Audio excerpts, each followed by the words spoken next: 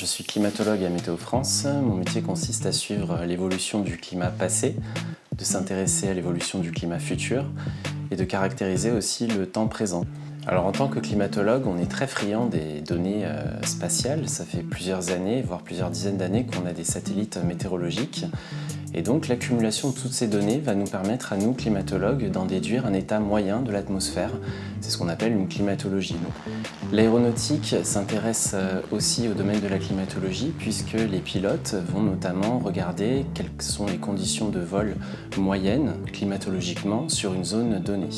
Nous, climatologues, on va aussi se servir des données issues des avions afin donc d'augmenter notre base de données et afin d'en déduire aussi des paramètres climatologiques sur la température, l'humidité, la pression et le vent.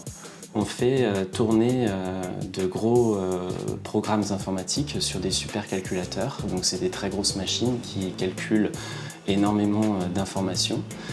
On agglomère donc énormément de données et on fait tourner ce qu'on appelle donc des modèles climatiques qui vont nous simuler un ensemble de réalisations possibles d'ici la fin du siècle.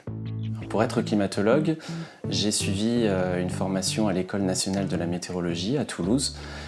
Donc plusieurs possibilités, soit suivre la formation de technicien de la météorologie qui dure 2 ans, ou suivre la formation d'ingénieur de la météorologie qui dure 5 ans.